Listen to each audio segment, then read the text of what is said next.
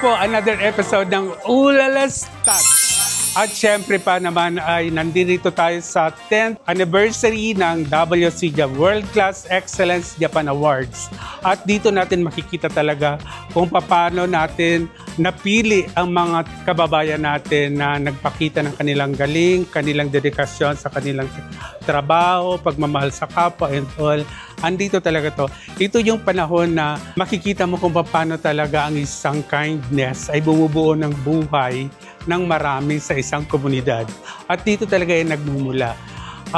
Ang pulso ng WCJ ay malalim po talaga. Sa kanila ang pagtulong sa kapwa ay talagang wagas. Hindi ito yung parang sugar-coated lang na pakitang tao and all, di ba? Ako na mismo nagsasabi kasi I'm part of this organizations and I can feel talaga na nandun talaga yung tama, tunay, totoo. Yan po yung mga mga dapat nating hangaan kung bakit natin ginusto na maging bahagi ng programang ito. Lalo po ngayon, 10 taon na po ito, imagine niyo po. Kaya maraming salamat sa mga naging partners namin dito, sponsors and the awardees na talagang sumama para ma-build natin ang success na tinatawag ngayong 10 taon na ito. Iba pa rin na umabot ka ng dekada sa isang award-giving body, no? At ang WCJ, meron sa Pilipinas, meron din sa Japan. Kaya sa susunod, ang Ulalas Stats ay nasa Japan na rin. Watch for it! Mag-i-start na tayo dito. Anong feeling mo na ngayon ay paumpisa na tayo? I'm very happy, very meaningful evening, very meaningful moment. Kasi ang talaga 10 years anniversary and of course nalito yung very supportive director, Olala Obert. Yes. At dahil dito ay 10 years, alam niyo naman nagdadating, kararating lang ni Ian. Di ba para tanggapin yung posthumous awards for the superstar Nora Honor. At syempre pa, naging islap talaga, golden na golden talaga, di ba? So abot kami ng 50 years, more than 50 years. Yes, so yun po. 90 years old ako. Oh, di ba? So ako nun nasa na ako. Di ba, hanggang ugod-ugod kaming dalawa. Correct. So you. Napakasaya lang sapagkat talaga, pati malalaking pangalan, dumating ngayon dito, di ba? Yes, and marami pa yan. In a moment from now, darating na si Governor Daniel Fernando, di ba? Na hindi ka mahindian talaga. Nagpapasalamat ako. At syempre, thanks God, di ba? Thanks God. Talagang ginagabayan kaming lahat dito. At syempre, hindi ako nag-iisa. Kung wala sila, wala ang World Class Excellence Japan Awards. At ang aga-aga ni Rio Locsin dito. Natuwa lang ako sa kanya. At saka, parating na rin si Angela Aquino, di ba? Si Angela Aquino parating na rin. Although binanggit na rin sa akin ni Rio Locsin na talagang prepared. Alam mo na, katuwa lang sapagkat lahat ng mga natin dito, nagtatawagan sila just for this event. Yes, thank you. At ang ganda ng panahon din. At maraming na ibang-iba daw ang setup ngayon. Of course, 10 years, di ba? Kahit alam mo, kahit mahirap tayo, basta't mayaman ang ating puso, ay mayaman na rin, di ba? Ganun ang ating kapital, ang ating pagmamahal sa kapwa. Kabaitan, di ba? Yan. Kaya yun ang mga pagmamahal na yan, dito lang po yan sa Ulalas Touch. Eto, touch tayo, my love. Yeah.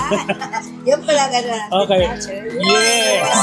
10 taon ng pagkilala sa kahusayan, serbisyo at inspirasyon ang ipinagdiwang sa 10th World Class Excellence Japan Awards noong nakaraang Thursday sa Heritage Hotel. Ngunit higit sa mga parangal, ang gabing yon ay naging makulay na pagdiriwang ng talento, pagkakaibigan at pagbibigay-pugay sa mga taong nagmarka sa ating lipunan.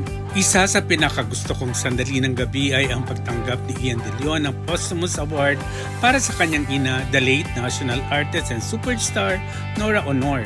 Kasama rin ni Ian ang kanyang anak sa entablado sa paghatid ng mensahe ng pagmamahal, pasasalamat at pag-alala sa legacy ng superstar sa committee ng WCJ. So ito ang setup ngayon, ayan. Red talaga.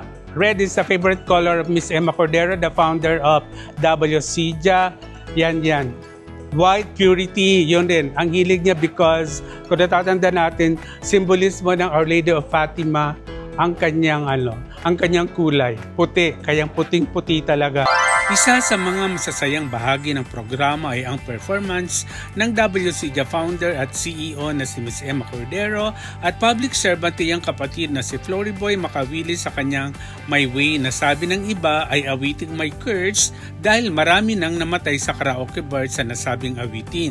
Mainit din ang pagtanggap at paghanga ng audience sa espesyal na performance ng Papin Sisters na PCSO Director Imelda, Charismatic Gloria, Friendly Eileen at Quenly Maffy Papin sa kanilang rendition ng isang ligong pag-ibig na sinabayan pa sa pagkanta ng mga piling panauhin. Kakaibang sigla at aliw naman ang hatid ng performances ni Aramina, Kurt Galendez, Liam Pangilinan at Shane Anas sa trio ni Borge Papin, Sak Papin Carrion at Gary Cruz. Pero siyempre, dagdag ng international color at cultural exchange ang dalawang mahuhusay na Japanese performers. Siyempre lalo pang nagbigay ng prestige sa okasyon ang presence at recognition sa mga kilalang personalidad mula sa iba't ibang larangan. Kabilang dito sina Sam Versosa, Public Attorney's Office Chief Persida Acosta, Governor Daniel Fernando, Attorney Ferdinand Topacio, film producer Baby Go at marami pang iba na pinarangalan dahil sa kanilang natatanging kontribusyon sa lipunan.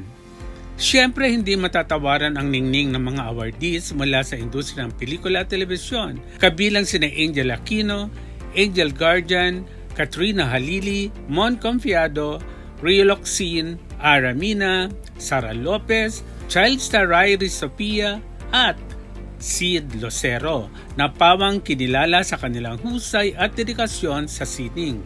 Sa pagtatapos ng gabi at habang nasa entablado ang mga personalidad na pinarangalan kabilang ang mga beneficiaries, malinaw na ang World Class Excellence Japan Awards ay hindi lamang patungkol sa tropeyo o pagkilala kundi isang pagdiriwang ng tagumpay sa sakripisyo at serbisyo.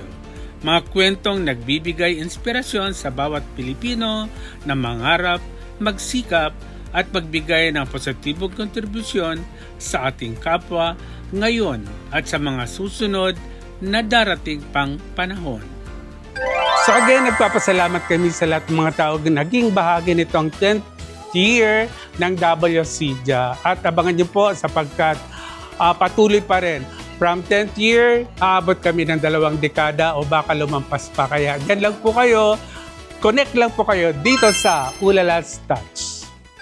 Light forever shining From Japan to the Philippines, for the world. Congratulations to my fellow awardees.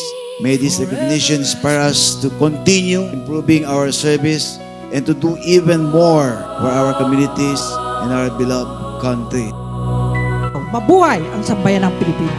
World Class Excellence Japan Awards. Thank you.